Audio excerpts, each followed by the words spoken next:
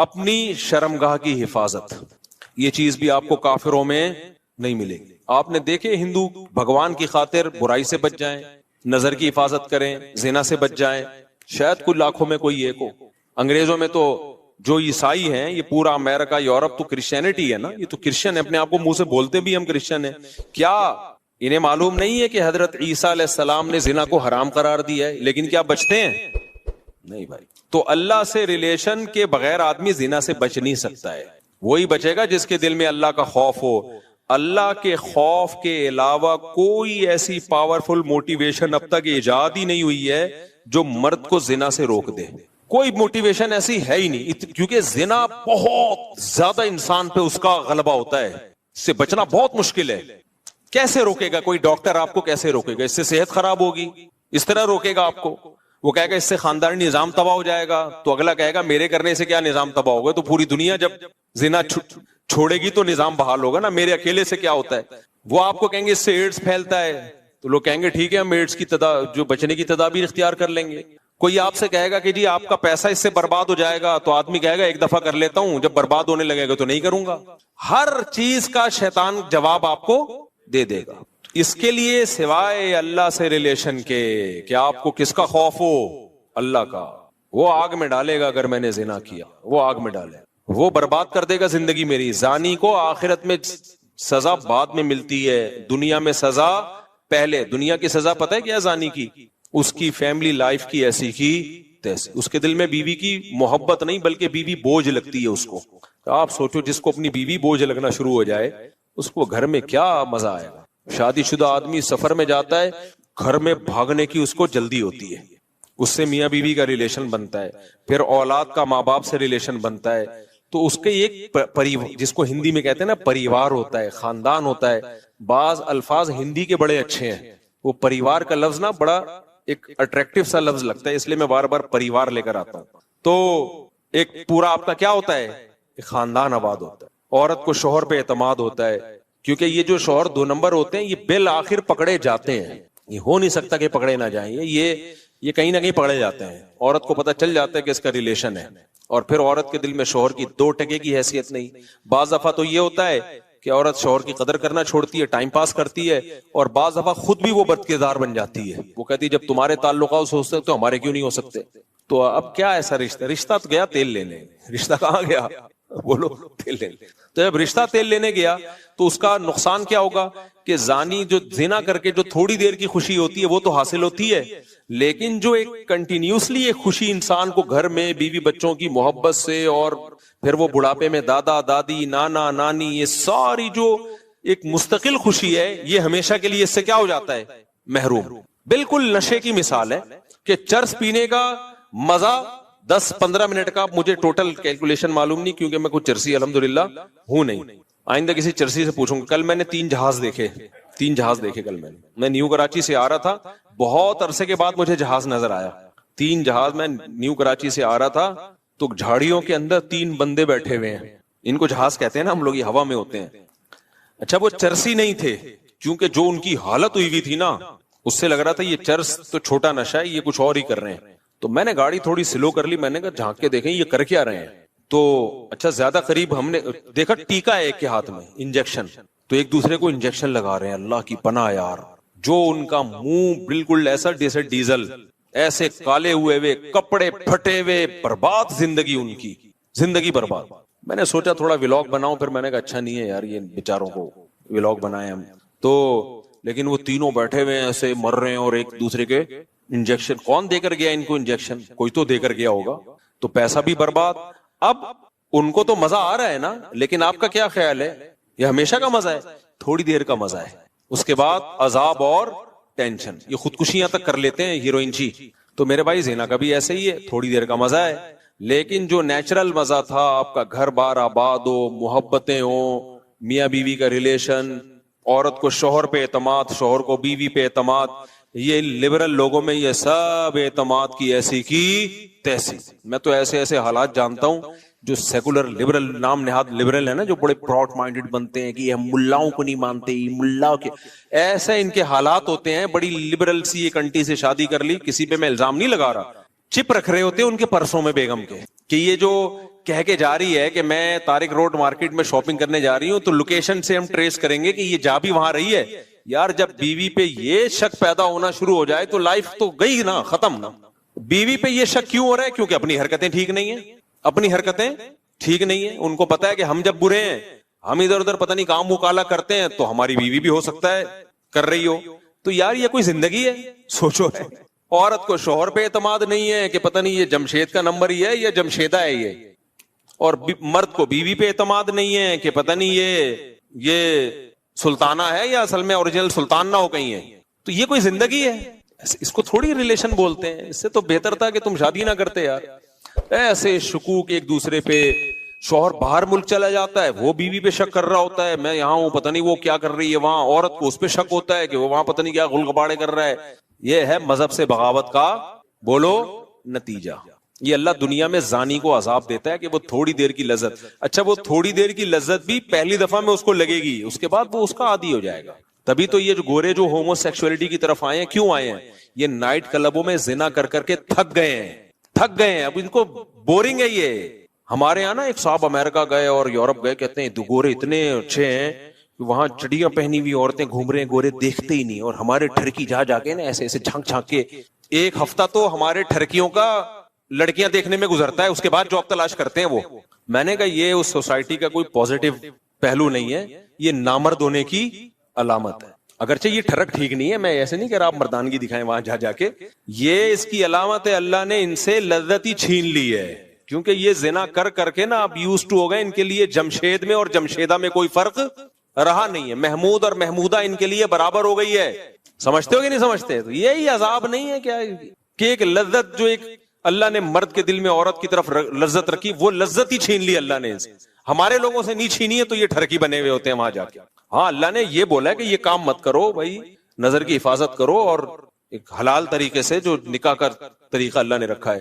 تو زانی جو زنا کرنے والا ہے اس کو آخرت میں تو بہت سخت سزا ہے, وہ تو جہنم کی آگ ہے.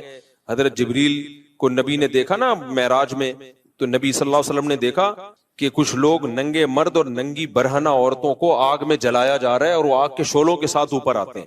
تو آپ نے جبریل سے پوچھا یہ کون ہے؟ جبریل نے فرمایا یہ آپ کی امت کے زنا کرنے والے مرد اور زنا کرنے والی عورتیں ہیں.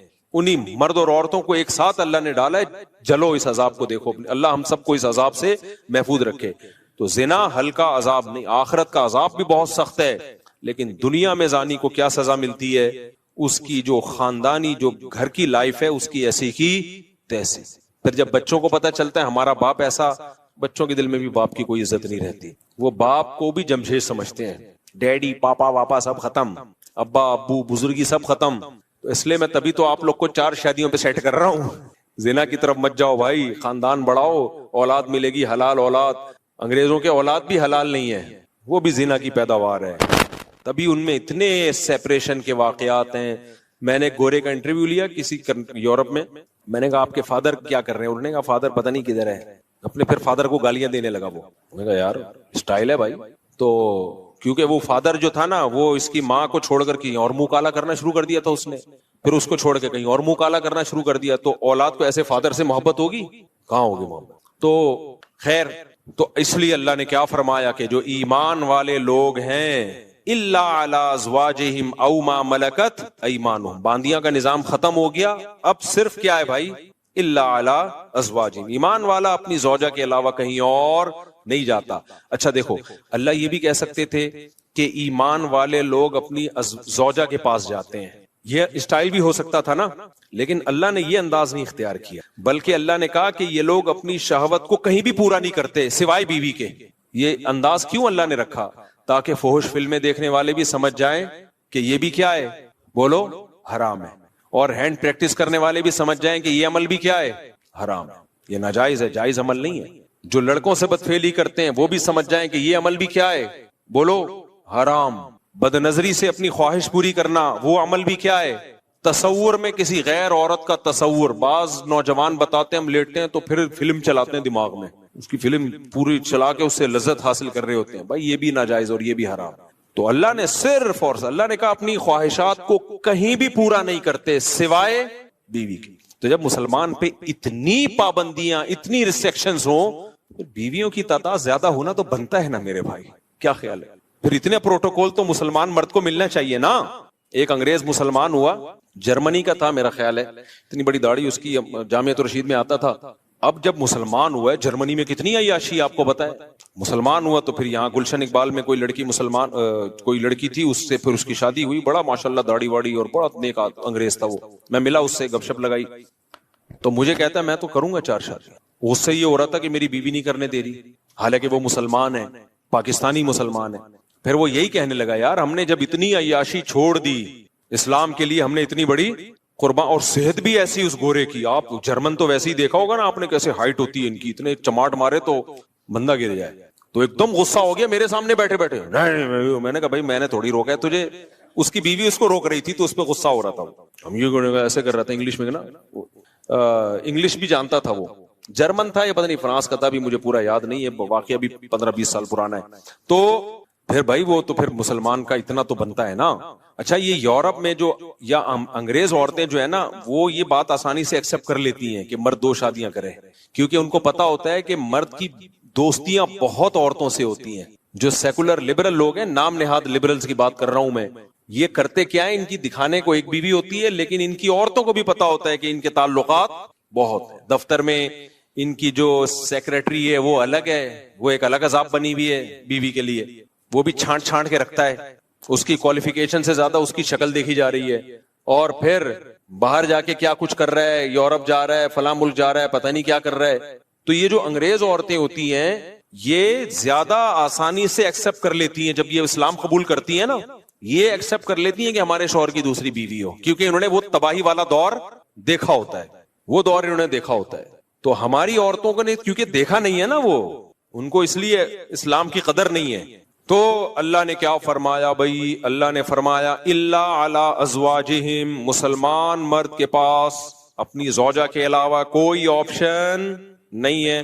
اچھا یہاں پھر ڈاکٹر لوگ ٹانگ اڑاتے ہیں, ڈاکٹر کہتے ہیں یہ ایکچولی یہ جو ہینڈ پریکٹس وغیرہ ہے, اس سے ایکچولی صحت کو نقصان نہیں ہوتا, اور یہ تو وغیرہ وغیرہ جو ڈاکٹر فضول باتیں کر رہے ہوتے ہیں. دیکھو ایک چیز خوب اچھی طرح سمجھ لو, ہر چیز میڈیکل سائنس سے ثابت نہیں ہو سکتی. میڈیکل سائنس کیا کرتی ہے کہ وہ کہتے ہیں بھائی جب آپ سیٹسفائی ہوتے ہو ادھر ہو یا ادھر ہو, تو جو وہاں آپ کی باڈی میں چینجنگ آتی ہے وہی یہاں بھی آتی ہے. یعنی وہ تو اس کو بالکل ایک سمپل اس پر لے کے جا رہے ہوتے ہیں, لیکن حقیقت یہ ہے اس سے میڈیکلی بھی آپ کو نقصان ہوتا ہے, کیونکہ مینٹلی آپ ڈسٹرب ہوتے ہو. اللہ نے جو کام, نیچر کبھی غلطی کرتی ہے, مجھے ایک بات بتاؤ, فطرت کبھی 2 نمبری کرتی ہے؟ تو اللہ نے مرد کو عورت کے لیے, عورت کو مرد کے لیے پیدا کیا ہے. اگر یہ خواہش آپ کی ہاتھ کے ذریعے یا کسی اور طریقے سے پوری ہوگی تو یہ ہو نہیں سکتا کہ آپ ذہنی طور پر آپ ڈسٹرب نہ ہو, یہ ہو نہیں سکتا, یہ ناممکن ہے. اللہ نے ہمارے لیے دودھ کو پیدا کیا ہے یا چرس کو پیدا کیا ہے؟ دودھ کو پیدا کیا. دودھ پیتے رہو, مینٹلی کوئی دماغ میں کوئی خرابی آئے گی آپ کے؟ بھائی یہ نیچرل ہے نا, انڈے کھاتے رہو, پراٹھے کھاتے رہو, چاول کھاتے رہو, روٹی کھاتے رہو, کچھ بھی نہیں ہوگا. آپ زیادہ مزے کے چکر میں چرس پہ آ گئے, باڈی کو نقصان ہو یا نہ ہو, سب سے پہلے کھوپڑی خراب ہوگی آپ کی.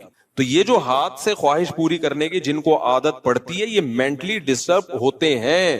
اب وہ کیسے ہوتے ہیں ایک الگ ٹاپک ہے, میں زیادہ یہ اس کو ڈیپ میں جا کے نہیں بیان کرتا. ان کی شادی شدہ لائف بہرحال متاثر ہوتی ہے, یہ ہو نہیں سکتا کہ وہ متاثر نہ ہو. اب لوگ کہہ رہے ہوتے ہیں کہ مثالیں دے رہے ہوتے ہیں, فلاں کو اس کی عادت تھی لیکن شادی شدہ لائف میں کوئی متاثر نہیں ہوا. بھائی وہ یہ تو جب ہوگا جب کمپیئر کر کے دیکھو کہ جو یہ کام نہیں کرتے ان کی شادی شدہ لائف اور جو کرتے رہے ان کی لائف, دونوں میں بڑا فرق ہوگا. آپ کمپیئر کیسے کرو گے؟ تو جب انسان مینٹلی کسی اور جگہ اپنے آپ کو سیٹ کر لیتا ہے تو اس کو اس سیٹنگ سے نکلنے میں ٹائم لگتا ہے بہت زیادہ. میرے پاس کتنے نوجوان آئے ہیں جن کو عادت ہو گئی تھی, بہت زیادہ عادت ہو گئی, تو وہ اتنے ڈسٹرب ہوئے ہیں, وہ کہہ رہے ہیں ہم اسی کام میں سیٹسفائی زیادہ ہوتے ہیں. یہ خود ایک آپ کے یہ اس کی علامت ہے کہ آپ کی جو دماغی صحت ہے وہ بری طرح متاثر ہوئی ہے اس سے. اس لیے وقتی طور پر اگر باڈی کو کوئی نقصان ہو بھی رہا ہو نا, جیسے ڈاکٹر کہتے ہیں کہ آپ اپنی خواہشات پہ جو کنٹرول کر رہے ہو اور اس کو پورا نہیں کر رہے تو آپ کا جسم بھی متاثر ہوگا, بھوک نہیں لگے گی, تو یہ وقتی نقصان ہے. یہ شادی کے بعد یہ سارے سائیڈ افیکٹ ختم ہو جائیں گے, لیکن اگر غلط طریقے پہ سیٹ ہو گئے نا تو وقتی طور پہ یقیناً کچھ فائدے حاصل ہو سکتے ہیں, لیکن دائمی طور پہ اس کے نقصانات ہوں گے. اور سب سے بڑی بات یہ یار ایک چیز میں اگر فائدہ ہو بھی صحت کو بالفرض, لیکن جب ہمارے لیے وہ اللہ نے حرام قرار دے دیا تو بس مسلمان کے لیے یہ نقصان کافی ہے, یہ نقصان کافی ہے مسلمان کے لیے. صحابہ نے شراب کے بارے میں نبی سے پوچھا تھا. مشرکین مکہ کہا کرتے تھے کہ شراب میں تو بہت سارے فائدے بھی ہیں, اسلام نے شراب کو حرام قرار دے دیا, لیکن شراب پی کے باڈی میں طاقت آتی ہے, کتنے ڈپریشن ٹینشن ہو جب شراب پیتے ہیں تو سارے غم ہم بھول جاتے ہیں. تو اللہ نے کوئی زیادہ لمبا چوڑا جواب نہیں دیا قرآن میں. اللہ نے فرمایا اثمہما اکبر من نفعہما, ان میں جو گناہ ہے وہ ان کے فائدوں سے زیادہ ہے. اور دوسری بات ایک ذہن میں یہ بھی رکھو کہ میڈیکل سائنس کا ٹاپک اخلاقیات نہیں ہے. مثال کے طور پر آپ کسی ڈاکٹر سے پوچھو کہ ڈاکٹر صاحب زنا کرنے میں صحت کو کوئی نقصان ہے, تو ڈاکٹر کہے گا نہیں بھائی, بیوی کے پاس جانا اور زنا کرنا دونوں میں ایک جیسی انرجی یوز ہوتی ہے تو کوئی نقصان نہیں ہے. یہ ڈاکٹر یہ بات کیوں کرے گا؟ اس لیے کہ اخلاقیات ڈاکٹر کا ٹاپک نہیں ہے. لیکن مذہب آپ کو بتائے گا زنا کرنے میں نقصان کیا ہے, جہنم کی آگ ہے. اگر 4 گواہوں سے ثابت ہو گیا تو 100 کوڑے ہیں, اور اگر شادی شدہ ہونا ثابت ہو گیا تو زمین میں گاڑ کے پتھروں سے مار کے ہلاک کیا جائے گا اس کو. اتنا بڑا جرم ہے یہ. تو ہر چیز ڈاکٹروں سے پوچھنے کی نہیں ہوتی, کیونکہ یہ آج کل نا لوگ ڈاکٹر سے پوچھ رہے ہوتے, ڈاکٹر صاحب مجھے یہ عادت پڑ گئی ہے. ڈاکٹر کہتے ہیں وہ پتہ نہیں خود کیا کر رہا ہوتا ہے, بہرحال وہ کہتے ہیں کہ کرتے رہو. تو اور لڑکوں کو ڈاکٹروں نے اس میں بگاڑ دیا, خراب کر دیا. تو ہمارے لیے بھائی اللہ کا قانون بہت ہے. ہاں یہ ضرور ہے کہ جن لڑکوں کو اس کی عادت پڑ جائے نا تو یہ عادت جلدی چھوٹتی نہیں ہے. تو جن کو عادت نہیں پڑی ہے وہ اپنے آپ کو اس عذاب سے بچائیں. اور میں گارنٹی سے کہتا ہوں کہ جب ان کی شادی ہوگی, نکاح ہوگا ان کا, وہ زیادہ اچھی لائف گزاریں گے, زیادہ اچھی لائف گزاریں گے. ایک تو وہ شادی کا انتظار کریں گے پاگلوں کی طرح, صحیح ہے نا, انتظار کریں گے وہ. تو وہ اپنے آپ کو بچائیں اس سے, یہ سوچ کے نہ کریں کہ ایک دفعہ کرنے میں کیا ہوتا ہے. جس نے اس برائی کو ایک دفعہ کیا وہ پھر پڑ گیا اس میں ہمیشہ کے لیے. تو بچائیں, جن کو عادت نہیں ہے وہ بچائیں اپنے آپ کو اس برائی سے, اور جن کو عادت پڑ گئی ہے وہ چھوڑنے کی کوشش کریں. اور یہ یقین کر لیں کہ چھوڑنے کی کوشش کریں گے تو انشاءاللہ یہ گناہ چھوٹ جائے گا. چھوٹا نہیں تو کم ہو جائے گا, کم نہیں تو شادی کے بعد چھوٹ جائے گا. لیکن اگر چھوڑنے کی کوشش نہیں کی نا تو پھر نہیں چھوٹتا ہی ہے. تو اور چھوڑنے کی کوشش میں کیا ہے, کسی شیخ سے اصلاحی تعلق قائم کریں. حضرت فیروز میمن صاحب ہیں, شاہین اثر حضرت حکیم اختر صاحب کے خلفاء میں سے ہیں, جامع رشید میں مولانا قاسم صاحب ہیں. کسی اللہ والے سے اصلاحی تعلق قائم کریں, اپنے خیالات کو پاکیزہ کریں. اور جب بھی گناہ ہو اپنے آپ پر کوئی سزا رکھیں, کوئی روزے کی یا کوئی صدقہ وغیرہ کی سزا رکھیں, تو اس سے آہستہ آہستہ یہ گناہ بولو چھوٹ جاتا ہے. اور پھر بھی نہیں چھوٹ رہا تو مایوس نہ ہو, کوشش نہیں چھوڑنی ہے, کیونکہ اس کوشش کا پتہ ہے کیا فائدہ ہوگا. اگر آپ نے کوشش نہیں کی تو خوب سمجھ لو اس گناہ تک نہیں رہو گے, پھر اس سے ایک اسٹیپ آگے بڑھو گے. جو ہینڈ پریکٹس کرتے ہیں زنا کی طرف پھر وہی جاتے ہیں, کیونکہ ان کو اپنی خواہش پہ کنٹرول ہی نہیں ہوتا. اس کا سب سے بڑا عذاب ہی یہی ہے, کیونکہ وہ نا بار بار ان کے جذبات بھڑکتے ہیں. جو ایک دفعہ ہمت کر کے اس برائی کو چھوڑ دیں ان کے جذبات بھڑکتے ہی نہیں ہیں, وہ کنٹرول میں آ جاتے ہیں. یہ ایسا جرم ہے کرو گے تو کرتے رہنے کی عادت پڑے گی. پھر ایک میرے پاس ایسے نوجوان آتے ہیں ایک دن میں 6-6, 7-7 دفعہ کر رہے ہوتے ہیں یہ برائی. تو آپ نے اگر چھوڑنے کی کوشش نہیں کی, پہلی بات یہ گناہ بڑھتا چلا جائے گا. دوسری بات پھر اس گناہ تک رکو گے نہیں, یہ گناہ آپ کو فحش فلموں تک لے کر جائے گا, پھر فحش فلموں سے زنا تک لے کے جائے گا آپ کو. تو چھوڑنے کی کوشش میں کیا ہوگا فائدہ, یا تو چھوٹ جائے گی برائی ہمیشہ کے لیے, یا کم ہو جائے گی, یا کم از کم وہاں اسٹاپ لگ جائے گا, اس سے آگے نہیں جاؤ گے آپ. کیونکہ آپ لڑ رہے ہو شیطان سے تو شیطان بھی دفاعی پوزیشن میں آ جائے گا. نہیں آئی میرا خیال ہے بات. جب آپ شیطان سے لڑو گے نا, ایک ہوتا ہے اقدامی پوزیشن, بڑھ چڑھ کے حملے کرنا, ایک ہوتا ہے دفاعی پوزیشن, حملہ کوئی اور کر رہا ہے آپ صرف دفاع کر رہے ہو. تو اگر آپ نے ہتھیار ڈال دیے اور اس برائی سے بچنے کی کوشش بھی چھوڑ دی تو شیطان اقدامی پوزیشن میں آئے گا, وہ بڑھ چڑھ کے آپ پہ حملے کرے گا. وہ کہے گا ابھی یہ کر رہے ہو, اب اس سے آگے جاؤ, اب اس سے آگے جاؤ, اب اس سے آگے جاؤ, زنا کروا کے چھوڑے گا وہ.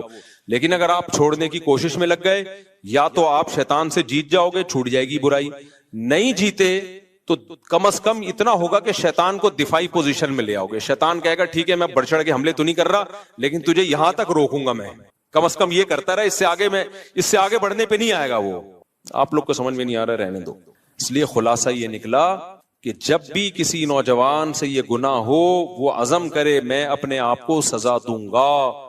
سزا کچھ بھی ہو سکتی ہے, وہ خود فیصلہ کرے. صدقہ کروں گا کچھ پیسے, یا روزہ رکھوں گا, یا اتنے نوافل پڑھوں گا, یا صبح کا ناشتہ گول کر دوں گا, یا اس دن کھانا نہیں کھاؤں گا. کچھ نہ کچھ سزا دے، شروع میں ہلکی سزا دے، بہت زیادہ سزا نہ دے، تو آہستہ آہستہ آہستہ، اور پھر اللہ سے دعا بھی مانگے، 2 رکعت پڑھ کے توبہ بھی کیا کرے، تو آہستہ آہستہ یہ گناہ انشاءاللہ چھوڑ جائے گا۔ سمجھتے ہو کہ نہیں سمجھتے؟ تو اللہ نے کیا فرمایا؟ الا علی ازواجہم، اللہ سے اگر ریلیشن مضبوط کرنا ہے تو نکاح کے علاوہ تمہارے پاس کوئی آپشن نہیں ہے، یہ اللہ کا حکم ہے۔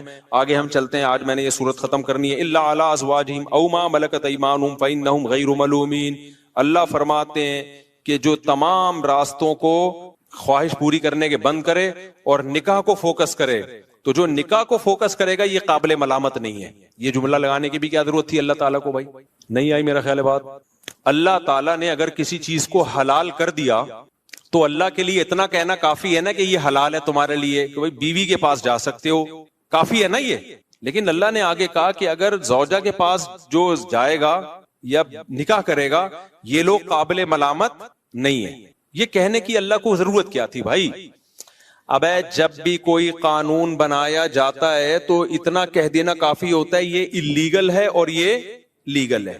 آگے یہ کہنے کی کیا ضرورت ہوتی ہے کہ جو یہ لیگل کرے گا وہ ملامت کے قابل نہیں ہے، یہ کہنے کی ضرورت پڑتی ہے؟ میں آسان مثال سے سمجھاتا ہوں بات کو۔ دیکھو، ڈاکٹر سے آپ نے پوچھا کہ ڈاکٹر صاحب کیا کیا کھا سکتا ہوں، کیا کیا نہیں کھا سکتا، تو ڈاکٹر کہے گا کہ بھائی آپ کا چونکہ گلا خراب ہے، آپ اچار نہیں کھا سکتے، آپ کولڈ ڈرنک نہیں پی سکتے، آپ یہ نہیں پی سکتے۔ ڈاکٹر صاحب کیا میں گنے کا رس پی سکتا ہوں؟ ہاں پی سکتا ہوں۔ ہاں آپ پی سکتے ہو، ڈاکٹر یہ کہے گا نا، بس اتنا کافی ہے۔ تو اللہ بھی یہ کہہ دیتے بھائی یہ حرام ہے، اور نکاح کر کے جو خواہش پوری کرتے ہیں وہ کیا ہے؟ حلال ہے۔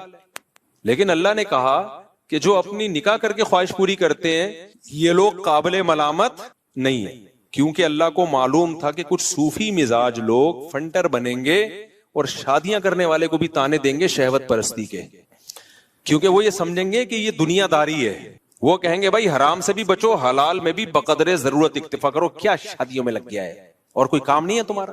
ابھی ایک شادی ہوئی، پھر دوسری شادی، پھر تیسری شادی، پھر چوتھی، کیا ہو گیا یار یہ آپ؟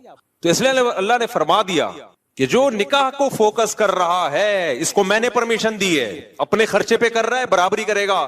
تو کوئی اگر اس کو تانا دیتا ہے نا ملامت کا کہ ابے یار تو بھی ہے تو بھی ٹھرکی، پہلے تو حرام کر رہا تھا ادھر ٹھرک تھا، اب شادیوں پہ سیٹ ہو گیا تو ہے تو ٹھرکی ہے، نا نا نا نا، اللہ کہتے ہیں یہ میری طرف سے اس کی پرمیشن ہے، لہذا اس کو ٹھرکی کہنے کی کسی کو اجازت۔ مذاق میں کہتے تو الگ بات ہے، میں نے بھی یونیورسٹی میں کسی کو مذاق میں کہہ دیا تھا، یونیورسٹی میں میرا بیان ہوا تو کسی نے 4 شادیوں کی بات کی، ایک دم لڑکے ایک دم جوش میں آ گئے نا، میں نے کہا تم سب ٹھرکی ہو، وہ مذاق تھا۔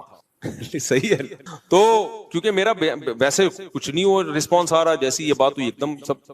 تو اللہ تعالیٰ نے یہاں یہ اس لیے کہا ہے، تبھی فتاوی قاضی خان ایک فقہ کی بہت پرانی کتاب ہے، اس میں لکھا ہے کہ اگر کسی شخص کے پاس 2 بیویاں تھیں، اس نے ایک اور شادی کی اور کسی نے اس کو تانا دیا کہ یار کیا کر رہا ہے یار، تیری خواہش 2 سے پوری نہیں ہوئی ہے کیا، تو یخاف علیہ الکفر، اس پہ خطرہ ہے کہ وہ کافر نہ ہو گیا ہو، کیونکہ اللہ نے باقاعدہ پرمیشن دے کے کہا ہے کہ یہ قابل ملامت بولو نہیں ہے۔ جب اللہ نے کہہ دیا کہ کرنے دو، اپنے خرچے پہ بھیک لے کے کر رہا ہو تو پھر بھیک کی ملامت کرو یار، یہ کیا کر رہا ہے؟ جب اپنے خرچے پہ کر رہا ہے اور ان میں اگر بے عدلی کر رہا ہے تو بھی قابل ملامت ہے، اس کو آپ یہ کہو یار حقوق کیوں ادا نہیں کر رہے، اس پہ بھی اس کو ملامت کی جائے گی، یار شادیاں تو کرے جا رہے ہو، حقوق پورے نہیں کر رہے، اس پہ بھی ملامت کی جائے گی۔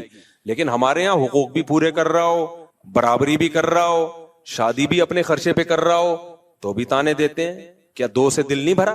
میں نے جب 2 کی تھی نا، جب میری تیسری ہوئی ہے تو میرے قریبی ریلیٹیو ہیں، مجھ سے بڑے بھی ہیں، احترام بھی ہے ان کا میرے دل میں، تو میرا خیال تھا ملیں گے، ویل ڈن ماشاءاللہ۔ ایسے مجھے دیکھا انہوں نے، کیا ہو گیا 2 سے دل نہیں بھرا تھا کیا؟ ایسے مجھے انہوں نے کہا کہ میں عزیز تھوڑی دیر کے لیے مجھے شوق لگا، میں بہت شرمندہ ہوا کہ یار میں شاید کوئی غلط آدمی ہوں۔ ایسا انہوں نے مجھے طنز کیا نا، کیا پھر کر لی، ایسا طنز کیا، مجھے تھوڑی دیر کے لیے لگا کہ میں کوئی سوسائٹی میں نیک یا شریف آدمی نہیں ہوں، مجھے ایسا محسوس سا ہوا، اتنی مضبوط لہجے میں انہوں نے ڈانٹا مجھے۔ تو پھر میں نے سوچا یار اللہ نے کہا ہے فَإِنَّهُمْ غَيْرُ مَلُومِينَ، اللہ کہہ رہے ہیں اللہ تھپکی دے رہے ہیں، کوئی بات نہیں، کوئی بات ٹھیک کیا کوئی مسئلہ نہیں، حقوق پورے کر رہے ہو تو کیا کیا ہے، ٹھیک کیا ہے۔ تو یہ میں نہیں کہہ رہا میرے بھائی، یہ اللہ کہہ رہا ہے کہ اگر کوئی شادی کر رہا ہے اپنے خرچے پہ کر رہا ہے، لڑکی والوں کو دھوکہ بھی نہیں دے رہا، اس میں پہلی والیوں کے ساتھ برابر کا سلوک بھی کر رہا ہے، اور تیسری کو گھر بھی الگ لے کے دے رہا ہے، اسی کے ساتھ ٹھونس نہیں رہا پہلی کے ساتھ، کیونکہ یہ سب چیزیں لوگ خیال نہیں کر رہے ہوتے, ادھر ہی ٹھونس دیتے ہیں. راتوں گزارنے میں بھی برابری کر رہا ہے اور حقوق بھی پورے کر رہا ہے, تو اللہ کہہ رہے ہیں کوئی بات نہیں, تمہیں تیسری پہ تانا مل رہا ہے, میری طرف سے تمہیں اجازت ہے چوتھی بھی کر سکتے. تو اللہ نے مجھے خصوصی پرمیشن دی ہے, اس کے بعد پھر میں چوتھی کی طرف آیا. ورنہ جس طرح سے انہوں نے مجھے تانا دیا تھا نا, میں ایک دم شوق ہو گیا تھا, کیونکہ لوگ مبارکباد دے رہے تھے اور وہ آ کے انہوں نے کہا کہ دو سے دماغ نہیں پھر کر لی. تو اب تو خاندان کے بڑے تھے وہ, تو ان کی بات کو میں سیریس بھی لیتا تھا, تو اس لیے میں تو شوق میں چلا گیا تھوڑی دیر. پھر میں نے سوچا یار میں اتنا لوگوں کو موٹیویٹ کرتا ہوں, جب میں شوق میں چلا گیا تو جو ایک عام آدمی ہے جس کے پاس اتنے دلائل نہیں ہیں, اس کی تو بیزارے کو سوسائٹی میں منہ دکھانے کے قابل نہیں رہتا ہوگا, وہ اس کو تو لوگ تانے دے دے کے مار دیں گے اس کو. تو اس لیے پھر مجھے ڈھیٹ بننا پڑا. تو یہ قرآن کی آیت کو میں اس لیے ایکسپلین کر رہا ہوں کہ بھائی حلال اگر کوئی کر رہا ہے تو وہ قابل ملامت نہیں ہے. اور اسی سے اور بھی آگے چلو, یہ ہر حلال کے بارے میں اگر کوئی اپنے خرچے پہ نلی نہاری کھا رہا ہے, اس میں مغز ڈال رہا ہے اور اس میں نیمبو نچوڑ کے مزے کا بنا رہا ہے, حرام ہے حلال ہے, حلال ہے, اس کو بھی تانا دینا نہیں بنتا. حلال ہے بھائی, چوری کے پیسوں سے تھوڑی کھا رہا ہے. اگر کوئی اپنے پیسوں سے لگژری گھر بنائے, ایئر کنڈیشن لگائے, لان بنائے, اس میں اللہ نے اس کو پیسہ دیا, سوئمنگ پول بھی بنا لے, چاہے یہ کام مفتی کرے, مولوی کرے, عامی آدمی کرے, قابل ملامت نہیں. ہاں جب چندے کے پیسوں سے کر رہا ہوں, حرام کر رہا ہوں, وہ تو پھر تو کوئی بھی کرے ناجائز ہے. اگر کسی کا اپنا بزنس ہے میرے بھائی, اللہ نے اس کو دولت دی ہے, وہ کرے. کچھ لوگوں کو اس پہ اعتراض ہوتا ہے یہ بزنس کلاس میں مولانا لوگ سفر کیوں کرتے ہیں. بھائی اگر اپنے پیسوں سے بزنس کلاس میں سفر کر رہا ہے تو اللہ نے پیسہ دیا خرچ کرنے کے لیے, بچانے کے لیے نہیں دیا, تو قابل ملامت نہیں ہے. یا کسی نے اس کو انوائٹ کیا اور اس نے مہمان کے اکرام میں بزنس کلاس کا ٹکٹ کرا دیا, تو بھی قابل ملامت نہیں ہے. یہ لوگ ملامتیں کر رہے ہوتے ہیں جیلس ہو کے کر رہے ہوتے ہیں. دیکھو اللہ نے, ہاں یہاں لوگ ایک سوال کرتے ہیں, ہمارے نبی کی زندگی تو اتنی سادہ تھی, آپ تو گدھے پہ سواری فرمایا کرتے تھے, آپ صلی اللہ علیہ وسلم کا تو گھر اتنا سادہ تھا. اس کا جواب میں دے چکا ہوں کہ ہمارے نبی کی طبیعت اللہ نے ایسی بنائی تھی کہ آپ کو دنیا کی طرف طبعی رغبت تھی نہیں. تو جس کی طبیعت ہی ایسی ہو تو وہ نہ کرے, لیکن نارمل لوگوں کی طبیعت ایسی نہیں ہوتی. ہمارے پاس سلیمان علیہ السلام کی مثال ہے نا, حضرت سلیمان علیہ السلام بھی تو اللہ کے پیغمبر تھے, حضرت عثمان بھی تو اللہ کے نبی کے چہیتے صحابی تھے. آپ کی تو بڑی زبردست لائف تھی, بے تحاشا دولت تھی حضرت عثمان کے پاس. 400 اونٹ حضرت عثمان کے ایک ٹائم پہ مدینہ میں تجارتی مال لے کے آتے تھے. مدینہ کی زمین ہلتی تھی, پتہ چلتا تھا کسی تاجر کا مال آ رہا ہے. اتنا پیسہ اللہ نے دیا تھا حضرت عثمان کو. تو ہمارے پاس مثالیں ملتی ہیں پیسے والوں کی بھی اور پیسے نہ والوں کی بھی. تو غربت میں آپ غربت پہ راضی رہیں. دولت, میرے شیخ جو حضرت مفتی رشید احمد صاحب تھے, تہجد میں 5 پارے پڑھنے کا معمول, اور اتنا اللہ کا خوف تھا. جو پرانے لوگ ہیں جانتے ہیں کتنے بڑے پرہیزگار تھے, اور دنیا کی محبت زیرو تھی, لیکن لائف لگژری تھی بھائی ان کی. لائف کیا تھی, پگڑی اتنی مہنگی پہنتے تھے, کرتا ایسا سفید چمکتا ہوا, بہت مہنگا کرتا تھا. گھڑی 1985 میں 60,000 کی گھڑی لی تھی انہوں نے. اس وقت 60,000, آج سوچ لو کتنے لاکھ کی پلاٹینم کی گھڑی تھی, بہترین. وہ ان کی لگژری. گاڑی ایسی تھی کویت کے شہزادے سے خریدی تھی, سوچ لو کیا گاڑی ہوگی. ہم جب گاڑی میں بیٹھتے تھے کبھی کبھار ہمارا دل ہی نہیں کرتا تھا, ہم کیونکہ رکشے سے آتے تھے مدرسے, اور ان کی کبھی گاڑی میں بیٹھے تو اترنے کا دل نہیں کرتا تھا. تو لیکن دنیا کی محبت الگ چیز ہے, دنیا کی نعمتوں کا استعمال کرنا الگ چیز ہے. میرے خوراک بھی ان کی خاندانی تھی, خوراک میں سیب, بادام, انڈے, یہ ان کی خوراک تھی. اب اگر کوئی اور ان کے بارے میں مجھے یہ بتاتا تو میں سوچتا شاید وہ بزرگ نہیں تھے, دنیا پرست تھے. لیکن ہم نے تو بھائی ان کی صحبت میں کئی سال گزارے ہیں. ہم کہتے ہیں اگر وہ بھی بزرگ نہیں تھے نا, اللہ والے نہیں تھے, پھر تو اللہ والے مارکیٹ سے کیا ہو گئے ہیں, شارٹ ہو گئے. کیونکہ ہمیں پتا تھا کہ یار ان کے دل میں دنیا کی محبت, سخاوت اتنی تھی, اتنی اپنے اوپر بھی لگا رہے ہیں اور غریبوں پہ خرچ بھی کر رہے ہیں. حضرت کے پاس جو پیسہ آتا تھا نا زمینوں سے, ایسے نوٹوں کی گڈیاں میں اس پہ رکھی ہوتی تھی.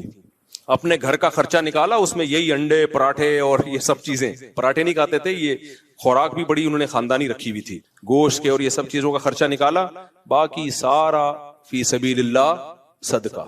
اب دیکھنے والا ان کا صدقہ تو دیکھ نہیں رہا ہوتا تھا. نئے لوگ آتے نا بدگمان ہو جاتے, یار یہ کیسے بزرگ ہیں, اتنی مہنگی گھڑی ہے, اتنے مہنگے جوتے ہیں ان کے, گاڑی ایسی شاہانہ, اور ایک فلور اوپر جانے کے لیے بھی لفٹ لگائی ہوئی ہے, کیونکہ جب ایج زیادہ ہو گئی تھی تو اوپر جانا مشکل ہو گیا تو لفٹ لگوا لی تھی. اور جب کمرے میں جاتے تو بے ہوش ہو جاتے ان کا کمرہ دیکھ کے, ایسا خوبصورت کمرہ, دل ہی نہیں کرتا تھا نکل. ہم جاتے تھے صفائی کے لیے, تو ہم کہتے تھے کہاں سے صفائی شروع کریں بھائی. یعنی ہمارے گھروں سے وہ اتنے زیادہ صاف ہوتے تھے, ہمارے گھر صاف ہو کے اتنے اچھے نہیں ہوتے تھے جتنے ان کے میلے ہو کے ہوتے تھے اچھے. تو ایسا ان کے گھر میں صفائی کا ماحول. حضرت کہتے تھے میرا جو مصلی ہے وہ میلا ہونے سے پہلے دھلتا ہے, میرے کپڑے میلے ہونے سے پہلے دھلتے ہیں. ہمارے گھر میں دھلائی گھر کے گندا ہونے سے پہلے, گھر کے بستر کی چادریں میلی ہونے سے پہلے دھلتی ہیں. ہم کہتے تھے بھائی یہ کیا ہے, اس کی لاجک سمجھ میں نہیں آئی. فرماتے تھے اگر میلا ہونے کے بعد دھلیں تو میل تو دیکھ لیا نا گھر میں.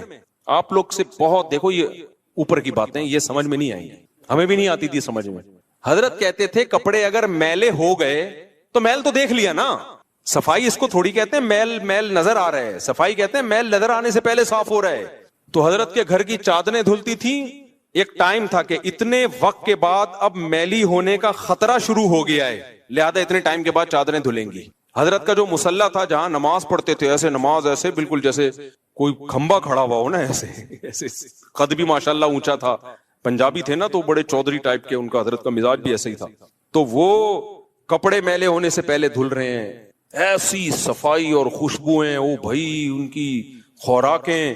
تو اگر کوئی مجھے ان کے بارے میں بتاتا اور میں نے ان کی صحبت میں خود ٹائم نہ گزارا ہوتا, میں کیا کہتا, فوراً فتویٰ لگا دیتا یہ دنیا پرست ہیں, معاذ اللہ عیاشی کر رہے ہیں. لیکن ہم نے ان کا اللہ سے تعلق دیکھا ہے, اسی کے بعد ہمیں اندازہ ہوا بھائی دنیا رکھ کے بھی اللہ والا بنا جا سکتا ہے, کو دیکھ کے اندازہ ہوا, اور انہوں نے ایک مثال قائم کی. تو اس لیے, اور اگر تم چاہتے ہو کہ نبی جیسی ہی زندگی ہو تو پھر تو میرے بھائی جو ہماری زندگی ہے, پھر تو غریب کی زندگی بھی بڑی لگژری ہے. پھر تو ایک کمرے کا چھوٹا سا کچا مٹی کا گھر بناؤ. پھر تو جن علماء کے پکے گھر ہیں نا, چاہے کرائے پہ ہوں, وہ بھی غلط کر رہے ہیں. پھر تو اکانومی کلاس میں سفر بھی غلط ہے. پھر تو پیدل جاؤ گدھے پہ بیٹھ کے, اور جو کی روٹی کھاؤ وہ بھی ایک ٹائم. اور گھر آپ کا اتنا چھوٹا ہو کہ آپ اگر نماز میں سجدہ کریں تو آپ کی زوجہ کو پاؤں سمیٹنے پڑے, اتنا چھوٹا گھر ہو, اور اس میں ایئر کنڈیشن کیا پنکھا بھی نہ ہو. ہمارے نبی کے گھر میں پنکھا بھی بولو نہیں تھا, اور ایک ہی پیالہ تھا, اسی میں کھانا, اسی میں پانی, اسی میں دودھ. تو اتنی سادگی آج کون افورڈ کر سکتا ہے؟ تو تم اپنے مولاناؤں کو مشورے وہ دیا کرو جو خود افورڈ کر سکو. ایک واقعہ سنا کے بات کو سمیٹتا ہوں. ایک دفعہ ہارون رشید کے دور میں ہارون رشید گھوڑے پہ جا رہا تھا, بڑی زبردست شاہی سواری. تو ایک شخص آیا, اس نے ہارون رشید کے گھوڑے کی لگام پکڑی, یا لوگوں کو گارڈ وارڈ کو اس کو بولا مجھے ہارون رشید سے ایک سوال پوچھنے دو خالی.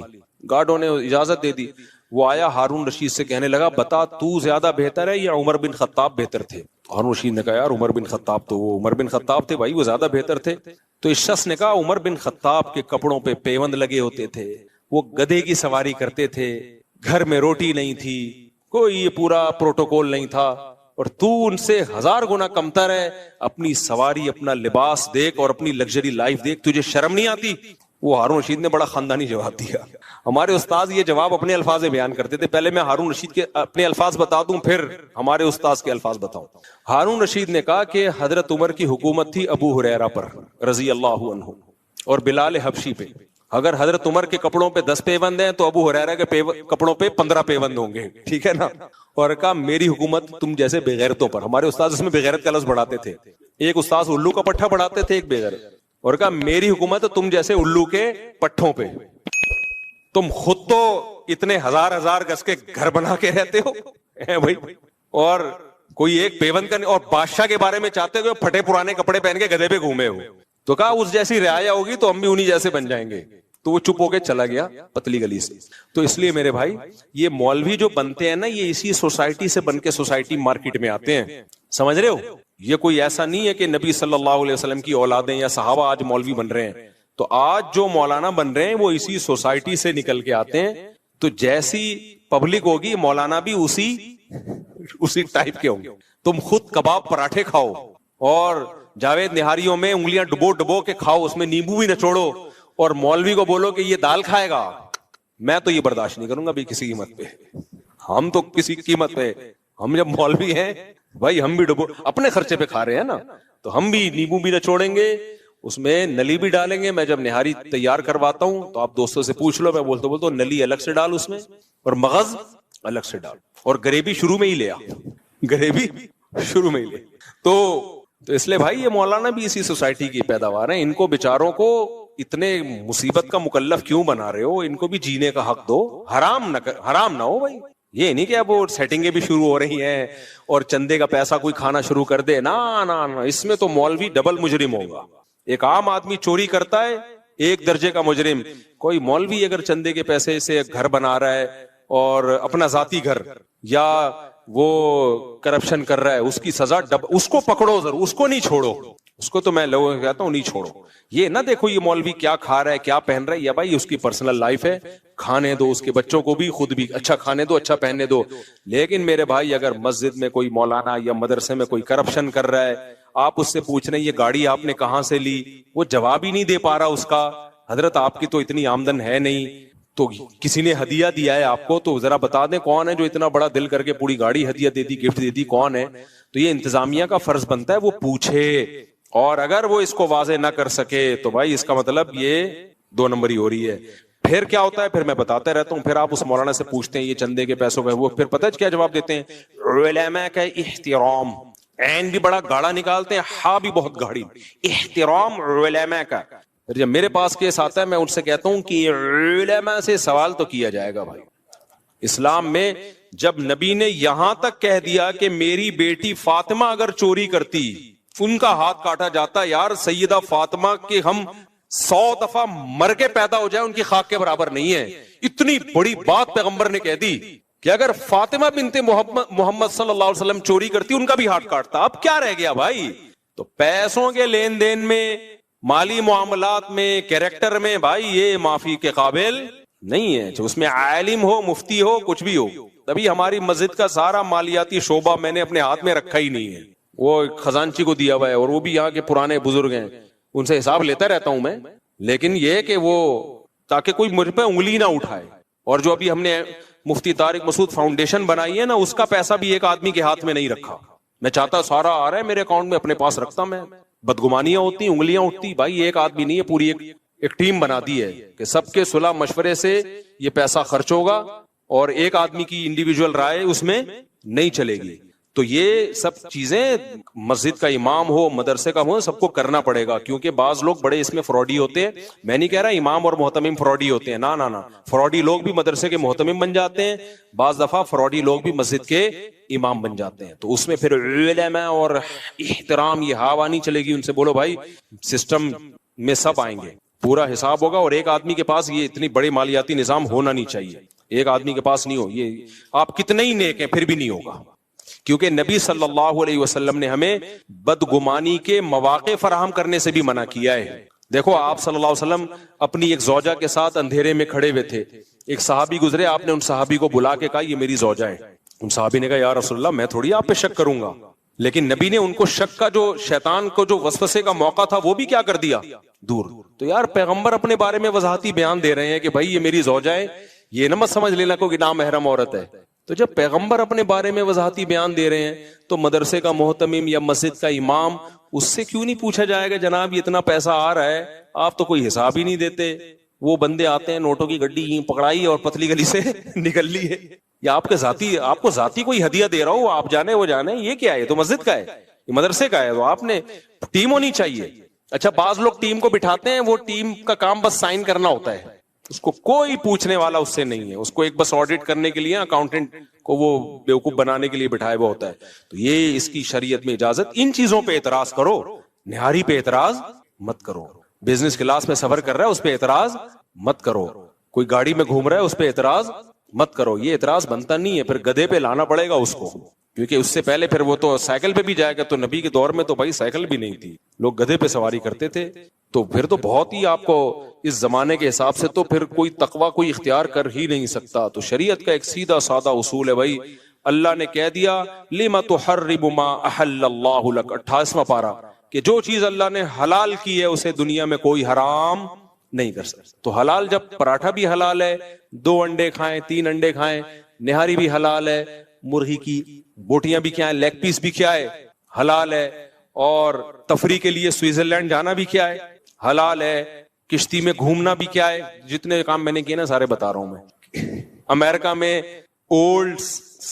اوپن سی میں گھومنا بھی کیا ہے، حلال ہے اگر کوئی گھوم رہا ہے. سوئمنگ بھی کیا ہے، حلال ہے. ہارس رائڈنگ بھی کیا ہے بھائی، حلال ہے. تو ان چیزوں پہ اعتراض کر کے اپنا ٹائم ضائع مت کرو, میری صحت پہ اس سے کوئی فرق نہیں پڑتا. صحیح ہے نا. میں پھر بھی یہ کام جو اللہ نے جتنی مجھے توفیق دی ہے میں کروں گا, چندے کے پیسوں سے نہیں کروں گا, بس یہ آپ کو بتا دوں میں.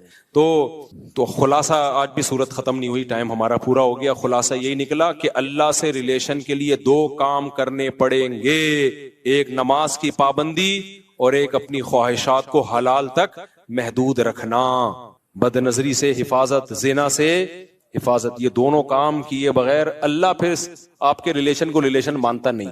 آج کیا ہو رہا ہے, لوگ ایسے کچھ رسومات بس پوری کر رہے ہوتے ہیں, ربیع الاول میں کر لیں گے, کچھ محرم میں کر لیں گے, کچھ قرآن خوانیاں کر لیں گے اور سمجھتے ہیں کہ بس ہم تو بڑا مذہبی گھرانہ ہے ہمارا.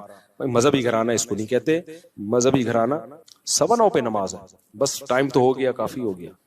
تو اللہ تعالی ہمیں سمجھنے کی, عمل کرنے کی توفیق عطا فرمائے. اللہ علی ازواجہم او ما ملکت فانہم غیر مؤمنون فمن ابتغى وراء ذلك فاولئک هم العادون. آگے پھر آیت میں نے اگلے ہفتے آگے سے شروع کرنی ہے, دوبارہ یہ نہ ریپیٹ کر دوں میں. والذین هم لاماناتہم وعہدہم راعون, یہ مجھے یاد دلانا, اگلے ہفتے یہاں سے شروع کرنا ہے کہ ایمان والوں کی ایک اور علامت ہے ایگریمنٹ کی پابندی. جو زبان ہے اس کے پکے ہوتے ہیں. آج یہ بھی ایک بہت بڑا عذاب ہماری سوسائٹی میں آ گیا کہ مسلمان کی زبان ایک ہے ہی نہیں. آپ ٹھیکیدار کو پیسے دے دو ایڈوانس میں, رلا دے گا, آپ کا گھر نہیں بنا کے دے گا. آپ بولو گے قبر بنا دے یار, وہ سستے میں بن جائے گی, گھر رہنے دے. اتنا رولائے گا نا وہ, ایڈوانس پیسے پکڑا دو آپ. امریکہ یورپ میں یہ ہوتا ہے کہ اگر آپ نے ایڈوانس پیسے دے دیے نا, وہ سارے کام کو چھوڑ کے سب سے پہلے آپ کا کام کرے گا.